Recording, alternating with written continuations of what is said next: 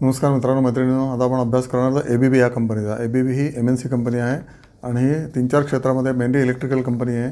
Okay, motion हा एक त्यांचा बिझनेस युनिट आहे. त्यानंतर इलेक्ट्रिफिकेशन म्हणजे रेल्वेला बऱ्याच गोष्टी पुरवते, इंजिनासकट सगळं तुम्ही बघितलं असेल.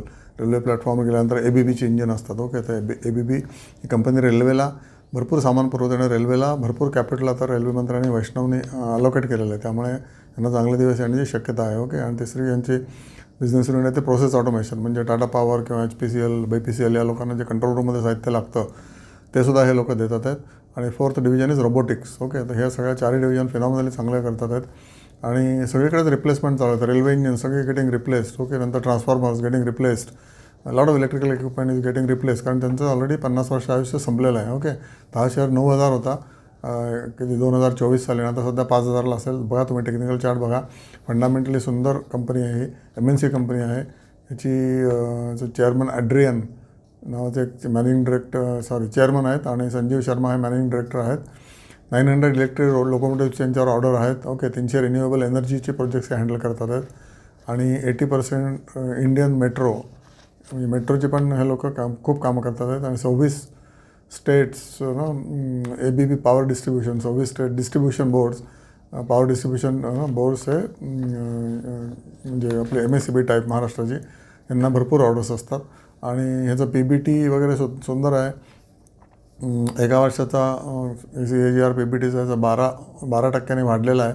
ओके, PBT 12% वाढला आणि शेअर 28% पडलेला आहे एका वर्षामध्ये, असं याचं इक्वेशन आहे. 5 वर्षाचा असेल 11% वाढला आहे CAGRने. ओके, आणि मार्केट व्हॅल्यू 43% वाढले, म्हणजे थोडीशी मार्केट व्हॅल्यू जास्त वाटते. पण if you wait for 2-3 years हा शेअर परत 10,000पर्यंत जाण्याची दाट शक्यता असू शकते. आणि याचं काय म्हणायचं, इलेक्ट्रिफिकेशनमध्ये 40% याचं कॉन्ट्रीब्युशन आहे. सेल्स आणि मार्जिनचं मोशनमध्ये 34% आहे, मेट्रो वगैरे. प्रोसेस ऑटोमेशनचं 23% आहे आणि रोबोटिक्सचं 5% आहे. ॲडव्हान्स काय म्हणायचं टेक्नॉलॉजी असलेली कंपनी आहे. ROC 38% आहे, ROE 28% आहे. फेस व्हॅल्यू 2 आहे, उद्या फेस व्हॅल्यू 1 पण होऊ शकते. आणि PE 64 आहे. मात्र महाग शेअर आहे, पण सगळे चांगले शेअर्स महागच असतात आणि MNC शेअर्स पण टिपिकली तुम्हाला महागच मिळतात. ऑब्व्हियसली तुम्ही चार्ट बघा, टेक्निकल चार्ट बघा आणि त्याप्रमाणे याचा अभ्यास करून मगच याच्यामध्ये तुम्ही एंट्री घेऊ शकता. आणि राईट प्राईस एंट्री जर असेल तरच तुम्हाला चांगला प्रॉफिट होऊ शकतो.